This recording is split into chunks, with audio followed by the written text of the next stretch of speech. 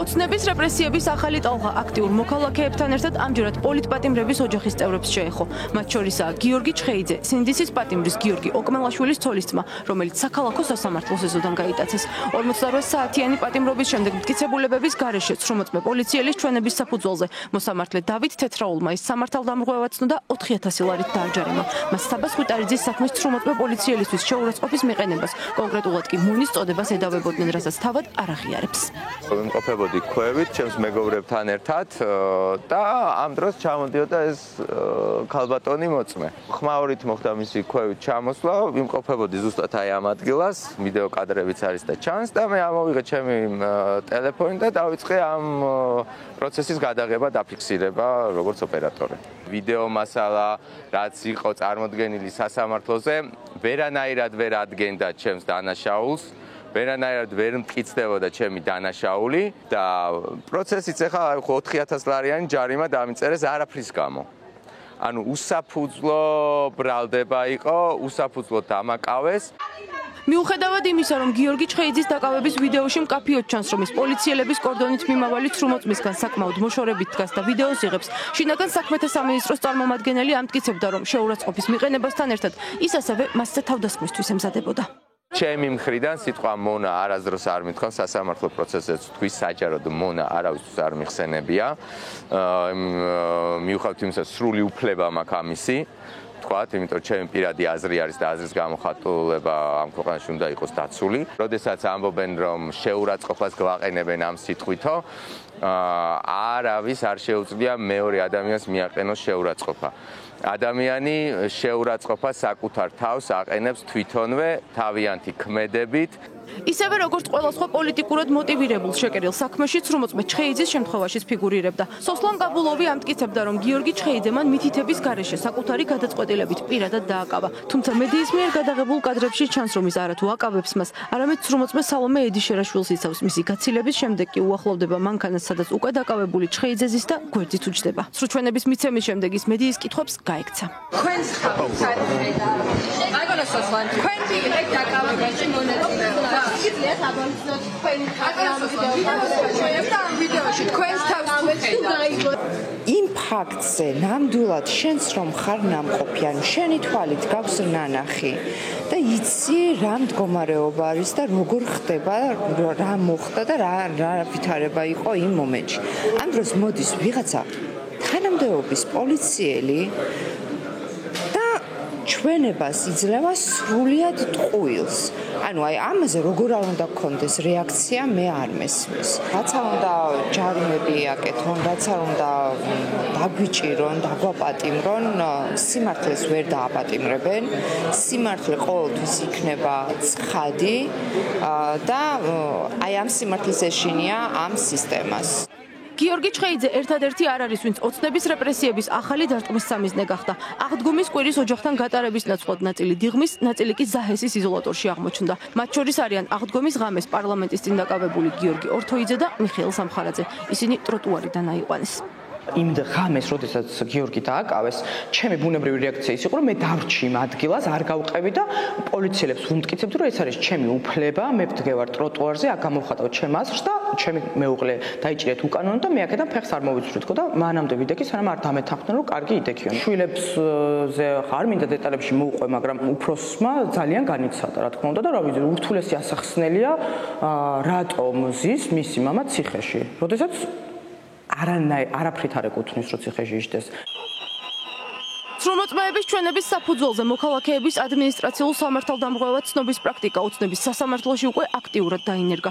თუმცა ცოტა ხნის წინ ოცნების პარლამენტის მიერ გამკაცრებული კანონმდებლობის საფუძველზე ისინი მტკიცებულებების გარეშე ჯარიმის დაწერას აღარ ჯერდებიან და ადამიანებს პირდაპირ პატიმრობაში უშვებენ. მიხეილ სამხარაძე 48 საათის გასვლის შემდეგ იზოლატორიდანვე გაათავისუფლეს. გიორგი ორთოიძის შემთხვევაში კი რუსთაველზე დაწყებული აბსურდი სასამართლოშიც გაგრძელდა და მას 5 დღიანი პატიმრობა მიუსაჯეს. ვიდეო მტკიცებულების ჩანს, რომ იდგა ტროტუარზე, მეც მის გვერდით ვიდექი და ასევე ის რომ არავის არ ეწინააღმდეგებოდა, წინ გვედგა უდიდესი პოლიციის კორდონი და შესაბამისად ვერანაირად სულ გაიგიჟებინა თავი, ვერ მოახერხებდა რომ გზა გაეკეტა, მაგრამ სრუმოწმე იმას ამტკიცებდა რომ მე მივუთითებდი მას და ვუწოდებდი რომ არ გადაეკეტა გზა, ანუ და ტროტუარიდან არ ჩამოსულიყო ეს სრუმოწმე, ამას ამტკიცებდა და შინაგან საქმეთა სამინისტროს წარმომადგენელი იმას ამტკიცებდა რომ ტროტუარზე არ იდგა და ბასლენზე იდგა, უკვე ერთმანეთის საწინააღმდეგო ჩვენებები იყო. ჩემი მეუღლე არ იმორჩილებოდა და გინდა თუ არა გზას კეტავდა და ესენი აკავებდნენ, ან არანაირი მტკიცებულება ამის არ ქონდათ, რაც არ ყოფილა და ვერც ექნებოდა შესაბამისად.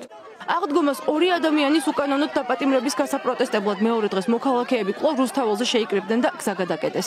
ამ დღეს პოლიციამ აქციის რამდენიმე მონაწილე დააკავა. მათ შორის წინა დღეს დაკავებულების მსგავსად სეულის სტუდენტი ლევან ზაზაძე და თავდაცვის სამინისტროს ყოფილი მაღალჩინოსანი დავით გუნაშვილი ტროტუარიდან აიყვანა. სანქცირებულმა მოსამართლეებმა მათ 12 და 7 დღიანი პატიმრობები შეუფარდეს. განსაკუთრებით ამ სააღდგომო დღესასწაულზე მოუნდათ გააქტიურება შეცვალეს ტაქტიკა. ჩემი აზრით და გადავიდნენ უკვე დაჭერებზე და ფიქრობენ რომ ამით ახლა უფრო მეტად გააღვივებენ ამ შიშს. სამწუხაროა, იმიტომ რომ მათ არ იციან რომ ეს სრულიად საპირისპირო რეაქციას იწვევს ადამიანებში, მთელი გულით და სულით სჯერა ამ პროცესის და იმისი რომ ის სწორ მხარეს დგას და მე ვფიქრობ რომ მას კიდევ უფრო მეტად აძლიერებს ეს პროცესი, რასაც ის ახლა გადის. არ არის ეს ადვილი, საკმაოდ რთულია, სტრესულია ბავშვებისთვის, ჩვენ სამშობლოს ვსწრით ერთად. ქალები უნდა უყოფილიყავით მხოლოდ გზის სავალ ნაწილზე და კაცები არ გადმოვიდოდნენ ჩვენთან ერთად. ლევანიც იმყოფებოდა ტროტუარზე და ერთ ქალს და პოლიციას შორის იყო სიტყვაერი დაპირისპირება. პოლიციამ სთხოვა ლევანს რომ თუ იცნობდა ამ ქალბატონს გადაიყვანა გზის სავალი ნაწილიდან და ლევან როცა ჩამოვიდა ტროტუარიდან გზის სავალ ნაწილზე, პოლიციამ დაუძახა ერთმანეთს და მითითებით დააკავეს ლევანი. ლევანს უთხრეს რომ მხოლოდ განრიდებას უკეთებდნენ, ადგილიდან გაარიდებდნენ, არ გაკავებთ, არ შეგეშინდესო პოლიციელმა უთხრა. რის შემდეგაც ნახეთ გუში რომ 12 დღიან პატიმრობაში გაუშვეს ლევანი. ოცნებამ ამ კვირაში ახალ პრაქტიკასაც მიმართა და ადმინისტრაციული წესით რეპრესიების ახალი მექანიზმი აამუშავა. სინდისის პატიმრის საბას ხვიტარიძის სხდომაზე ცრუმოწმე პოლიციელების გამოკითხვას ხმაური მოჰყვა. ამის შემდეგ კი რეპრესიულმა მანქანამ საქმე აღძრა ადამიანებზე, ვინც მოწმეების მიმართ საკუთარი აზრი გამოხატა, ან ამის ამსახველი ვიდეო სოციალურ ქსელში გამოაქვეყნა. მათ ცრუმოწმე პოლიციელის მირიან ქავთარაძისთვის სამსახურებრივი მოვალეობის შესრულებისას შეურაცხყოფის მიყენებას ედავებიან. მიუხედავად იმისა, რომ იმ დღეს ის ასრულებდა არა პოლიციელის სამსახურებრივ, არამედ ცრუ ჩვენების მიცემის მოვალეობას.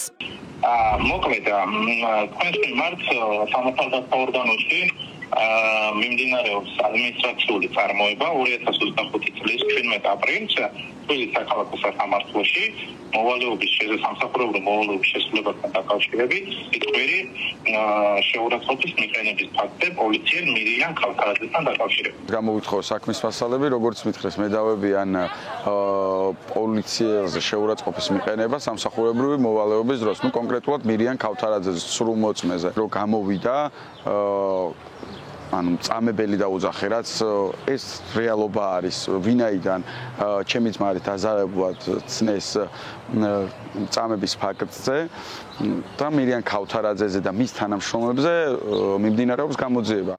თორნიკეს ხვიტარიძესთან ერთად საქმე აღძრეს ანი ქავთარაძის წინააღმდეგაც, რომელმაც დარბაზიდან გამოსულ მირიან ქავთარაძეს მიმართა. ყველაზე სამარცხინო ქავთარაძე ხარ მის ცხოვრებაში მინახავს. ყველა ქავთარაძის სისხლი ხარ შენ. ყველა ქავთარაძის სისხლი ხარ შენ. მივმართე როგორც ჩემს მოგვარეს და უთხრა რომ ის არის ყველა ქავთარაძის სირცხვილი და იქიდან გამომდინარე რომ როდესაც ის მოვიდა ქორთიარ მარიოტის შენობასთან დეკემბრის თვეში ყველასთვის ცნობილ ოპოზიციის შეხვედრას ვტოვებდით ჩვენ და კიბეებთან როდესაც გამოვედით გარეთ ტიტუშკის ფორმაში ჩაცმული ადამიანები რომლებთა იდენტიფიცირებაც უბრალოდ შეუძლებელი იყო აღმოჩნდა შემდგომში უკვე რომ ერთ-ერთი მათგანი იყო ეგრეთ წოდებული პოლიციელი მირიან ქავთარაძე რომელიც უშუალოდ აგინებდა იქ მყოფ ადამიანებს იწევდა საცემრად, როდესაც გადაწყვეტეს ადამიანებმა და ეს იყო თეონა ჭალიძე, რომ გამოეჩინა მისი სახე და გადაეხადა მისთვის ეგრეთ წოდებული კაპიუშონი, მან ხელი გაარტყა თეონა ჭალიძეს. სიტყვიერი შეურაცხყოფის საბაბით პოლიციაში დაიბარეს ანა ყურაშვილიც. ასევე მირიან ქავთარაძის შეურაცხყოფას ედავებიან კოალიცია ცვლილებისთვის პრესსამსახურის უფროს მირანდა ბაღათურიასაც, რომელიც იმ მომენტში ადგილზე საერთოდ არ იმყოფებოდა, თუმცა მან Facebook-ზე გამოაქვეყნა ანი ქავთარაძის მიერ გადაღებული ვიდეო. იმ დროს, როცა პარალელურად საბასთან ხდებოდა და იკითხებოდა საქმის ვითომ დაზარალებული მირიან ქავთარაძე, მე ვიმყოფებოდი ნიკა გვარამიას პროცესზე, ამის პირდაპირ ტრანსლირება ხდებოდა საზოგადოებრივი მაუწყებლის მიმართ და აბსოლუტურად უწყვეტ კადრში ვჩანვარ. ჩემი აზრით, ჩემი სახელაგვარი მოხვდა ამ საქმეში ძალიან მარტივად. Facebook-ზე გავაზიარე ვიდეო, სადაც არის მის რეალურად მირიან ქავთარაძის მიმართ შეურაცხყოფა, უბრალოდ არიან გაბრაზებული ჩემი პარტიის წევრები, ჩემი მეგობრები, რომლებიც დამსახურებულ კრიტიკას ეუბნებიან მირიან ქავთარაძეს. პოლიციელი მეუბნება, რომ აი ესე მიმტკიცებენ, რომ მივაყენე მე მას შეურაცხყოფა და მეტიც ადგილზე ვიყავი ფოიეში დავხვდი და გავაცილე ბოლომდე. მირიან ქავთარაძის თვალით არ მყავს საერთოდ ნანახი და მეტიც რაც ეზოში ვიყავი, ვიკითხე, რომ ვის მისდევდნენ და შემდეგ მითხრეს ფაქტია, სისტემამ იმ ადამიანების დევნა დაიწყო, რომლებიც პროტესტში აქტიურად არიან ჩართულები. ადმინისტრაციული სამართალდარღვევის საქმე დაიწყეს იმ აქტივისტების წინააღმდეგაც, რომლებიც 12 აპრილის ღამეს წულუკიანის სახლთან პროტესტის ნიშნად მივიდნენ. მას შემდეგ, რაც ივანიშვილის დეპუტატმა საქართველოს ეროვნულ გმირს გიორგი ანწუხელიძეს ვიღაცის პიარისთვის უაზროდ განწირული უწოდა. ოცნების მიერ ადმინისტრაციული კანონმდებლობის გამკაცრების შემდეგ პირველი, ვინც ჯარიმის ნაცვლად პატიმრობაში გაუშვეს, გელა ხასაია იყო. მან 12-დღიანი პატიმრობის შემდეგ ზაჰესის იზოლატორი დღეს დატოვა. ჩანთის გახსნის ამბავი, რაზეც ამათმა გადაწყვეტეს, რომ 12 დღით ჩავესვით. იდეაში დაამტკიცეს თვითონ როცა გახსნეს, რომ შეგნით არაფერი კანონსაწინააღმდეგო არ მქონდა, მაგრამ ჩემი მოტივი იყო ის, რომ მათ უკანონო ესე ვთქვათ მოწოდებებზე არ დავმორჩილებოდი, იმიტომ რომ თუ მათ მივცემთ იმის უფლებას, რომ ყველა უკანონო ბრძანება შეასრულონ და ამათ აი ეს მარტივად გააკეთონ, მაშინ ბრძოლის არს ვერ ვხედავ, ბრძოლის არს ვხედავ ზუსტად იმ წინააღმდეგობაში, იმ არ დამორჩილებაში, არალეგიტიმური ხელისუფლების მიერ მიღებულ კანონებზე. პრეცედენტი აგზის გადაკეტვის ბრალდებით შინაგან საქმეთა სამინისტროს მიერ ჯარიმის ნაცვლად პატიმრობის მოთხოვნაც. რუსთაველის გამზირის გადაკეტვის ლამის 150-დღიან ისტორიაში პატიმრობა მოითხოვა მომიტინგესთან მიმართებაში, არ ვთქვათ ჩემთან მიმართებაში, შინაგან საქმეთა სამინისტრომ ჯარიმის ნაცვლად. როგორც ჩანს, იმ ადამიანებს, ვისაც აღარაფერი დაუჩეს დასაწყებები, უპირებენ ჩემს შემდგომ დაპატიმრებას, ეს არის ლოგიკური და ამის ტესტირება, როგორი რეაქცია ექნება საზოგადოებას, მაგრამ კიდევ უფრო შორსაც წავიდნენ და თქვენ წარმოიდგინეთ 30 აპრილს გამოცხადდება მაღალი ალბათობით ეს პატიმრობა, იმიტომ რომ სამინისტრო მოითხოვა და ორჯერ სანქციონირებული მოსამართლე ცეკვა ალბათ დააკმაყოფილებს კიდევაც ამ ასე ვთქვათ მოთხოვნას.